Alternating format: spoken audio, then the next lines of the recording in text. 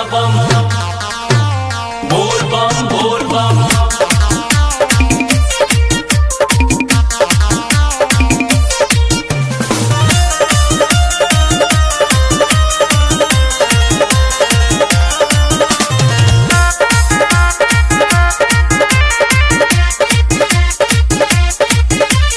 सुनो ये कावड़िया सच्चाई हो, एगो बात सुनो ये कावड़िया सच्चाई हो, जौवन बतिया बताई हो। अब नाता दी फरियाई जब भोला जी लगी है बाबा, पार्वती जी लगी है दाई। जब भोला जी लगी है बाबा, पार्वती जी लगी है दाई। बोला बोला बोला बम बोल बम बोल बम।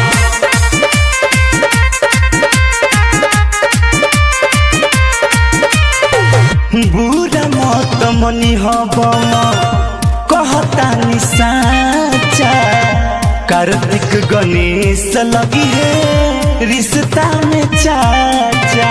बोल बम बोल बम। बुरा मत मनी हबम कहता निसाचा, कार्तिक गणेश लगी है रिश्ता में चाचा।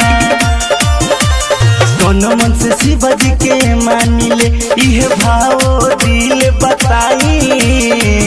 जब भोला जी लगी है बाबा, पार्वती जी लगी है दाई।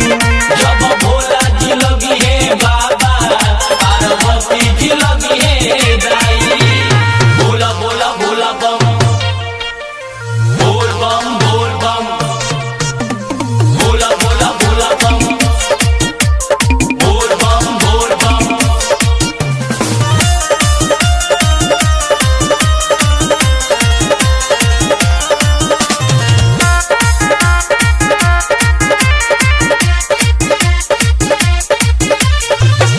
रमेश दीवाना संजय जोड़ी गीत गावेले, क्षमा करी हो भोले बाबा सिरवा झुकावेले।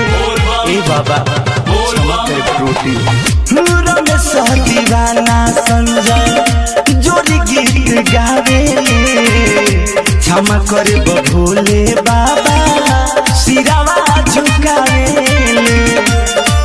संगे बसहोरावा गुहा राइले, अब देनी अरजी लगाई। जब भोला जी लगी है बाबा, पार्वती जी लगी है दाई। जब भोला